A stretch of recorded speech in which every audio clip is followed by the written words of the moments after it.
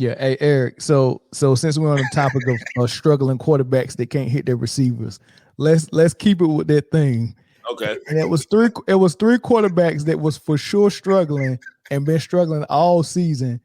And Ritter is one, but Ritter's the one. other two is Zach Wilson for the Jets Oh, and Justin Fields for the Bears. Man, now, which now, which now, which now, which now, one is more now, disappointing to you out of now all you, those now three? you, hold on. You cannot put Zach Wilson in the same conversation with the other two quarterbacks. You're right. You're right. Zach Wilson is in a league of his own, bro. Zach Wilson was supposed to be kicking his feet up this year. He wasn't even supposed to see the field. Yeah. Holding that clipboard. And it looked like he did not know none of the playbook either. 'cause Every time in training camp and practice, whenever he wanted to run with the one, coach, can I run with the ones? No. You go sit down. Go get some water. Yeah. Go relax. He is So expecting Zach worse than Ritter and Fields. I think so. I won't say that. I won't say that you can put Zach in that same category because Zach wasn't the starter coming into this season. So the game plan wasn't built for Zach. The game plan was built for Aaron, right? Yeah. Now you're trying to adjust on the fly. You're trying to reincorporate him, trying to build his confidence back up. Because at the beginning of the season, like I said, he wasn't supposed to see the field. However, Desmond Ridder and Justin Fields were the guys week one in preseason. They knew that they were the starters from day one. The game plan was built around y'all. This is y'all offense. This is y'all team. And Desmond Ridder, you can't really be mad at him because he produced a 2-1 start through 3 games. One of which was it 2 comebacks? I know the Green Bay was a comeback. The first one was 2. So 2 comebacks, right? And then you lose this one. Offense is a little bit stagnant, but you got a 2-1 start through 3 games, right? Hey, Justin Fields got to catch all the hell. Justin Fields has to catch all the hell. Yeah. Justin Fields, that motherfucker got to run, throw, dodge sacks, break tackles. That's a lot. That's a lot.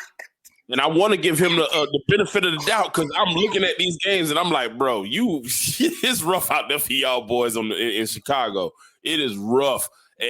But he gonna be the scapegoat. He gonna be they gonna look to trade him or they gonna look to move on. Especially, I think Jay said they had 2 first-round picks this year. If Caleb Williams does come out, yeah, I mean, it ain't Justin Fields' fault though. Because you're right. You 100% right. Soon as they hike the ball, he got a defensive lineman in his face, a pass rusher. He got to run. He got to run and try to find an opening. There's definitely a lot of other issues that needed to be addressed in Chicago, from the O-line to weapons, running back, receivers, secondary, and coaching. I'm gonna go ahead and say it, man. Eberflus is not the guy. No, I didn't even know his name today. Matt Eberflus is not the guy, and whoever the offensive coordinator is, because I don't know who that. Well, the defensive coordinator quit. He's saying, and Eberflus was calling the plays. It looked like the defensive coordinator quit. Yeah. I don't know why he quit. It looked like it. 35 probably had more. If they want to call a penalty, they would have had 40 in the first half. Yeah. KC was. Hey man, they listen. I don't want to play Kansas City next because they got warmed up.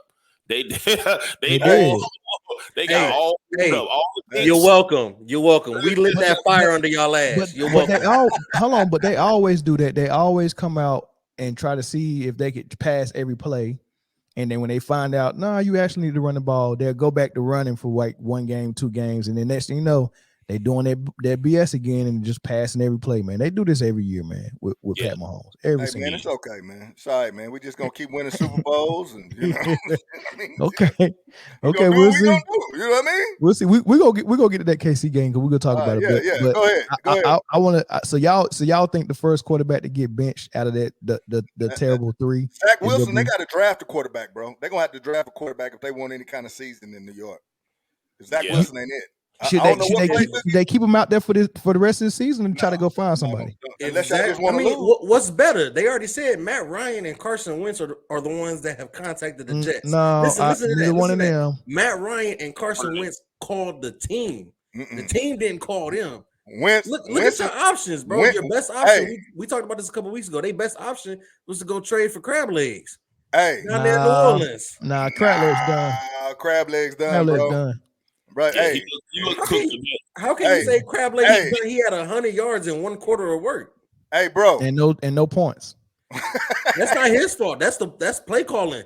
That's playing conservative with the lead because you got the backup in. You you play conservative. How many times have we seen that happen? He's the reason we got to go ask for crab legs at the seafood market now. Bro, look, they play. That loss is not on Jameis. Look, that loss is on the defense. You play conservative when you have a quarterback that's very prone to giving the ball to the other team. That's when you play conservative.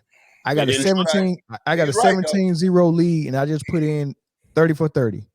Yeah, and I got to make sure that dude don't throw no pick six. And he will. He will throw a pick six. Yeah, he will. It's part of his DNA.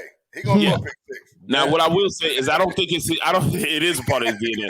It's just what he do. It's what he's done. This loss is not solely on him though, because when you have a 17-point lead in the fourth quarter, you're supposed to win the game. You're supposed to. Granted, he didn't score no points, but that defense allowed Green Bay to just do whatever they wanted to in the fourth quarter. And Jordan Love ain't no slouch. He's not. He's not. He's a good quarterback. He's good. He's a good quarterback, and I think he's gonna continue to get better. So as much as I hate it, man, I don't mind watching it. I'm excited for our game on Thursday. Y'all got Thursday 2-1, both of y'all. Yeah. Oh yes, it's Cheeks time. Yeah. Cheeks for who? Oh yeah, it's Cheeks. Spread Cheeks, not hate. It's Cheeks. On who? Oh y'all gonna lose Green Bay. Oh, bet on it. You gonna mark that one down on your pick? Bet on it. That sounds like a challenge. Yeah, Green Bay gonna win that game. Ooh. Okay. So okay. I want to understand the logic real quick. You say Green Bay is gonna win that game. Yeah, they got the same old line. Yes. And you just saw what we did to Atlanta. What y'all do to Atlanta? You seen what we 7 sacks. They did get 7 sacks. On Ridder? Yeah, they got 7 sacks. They sent up backup players and shit in there to go hit the quarterback, man. That shit was crazy. I was unbelievable. Yes, like a homicide scene. Everybody and there's no guarantee. It's a yellow short tape week. all up around the quarterback. I didn't know it's a short week. I highly doubt Jones and Watson suits up. Let me ask you a question. So because you got 7 sacks against Atlanta, what does that mean you gonna do against Green Bay? 7 sacks against any team is hard in this league. So that means you gonna get 7 sacks the next week? Hey, hold on. I'm gonna say we're gonna get 7, but we definitely gonna be back there. Y'all ain't got multiple. How many sacks y'all get against Kansas City? None because of the illegal holding. Don't do that. Don't do that. How many sacks y'all? Who y'all play week 2? Hold on. How many times did we get back there, even with the slot lineman? How many times did we get back there? Slot lineman was crazy. He was back in his bag today too. And how many? And Mel, you even said it yourself. How many times did we see Hutch get held? Yeah, a lot. Hey, man, okay. So look what happened. Look what happened when the game hold on every play. Part of the game. Hold on every play. Kansas City shit to say. Holding's part of the game, man. Holding happens on every play. You entitled. Sometimes they call it, sometimes they don't. You that ain't my business. I'm not an official. I'm gonna go ahead and plug you in on that pick for your. But Melvin, Melvin, why you say it like that? Why you say Atlanta like that though? You was like, yeah. See, yeah, you saw how he did that. Yeah, I seen that. Nah. Hey, I'm checking your prayer verbals. He was like, hey, because you got 7 sacks. Hey, that joker said, just because you got 7 sacks on Atlanta. Well, so look. Yeah, go ahead and disrespect my team real quick. Go ahead. Nah, it ain't no disrespect. It ain't no disrespect. You just gotta look at it this way: when you put your confidence in a team's ability to perform, you're putting your confidence in number 1, the coaching staff, and number 2, the quarterback.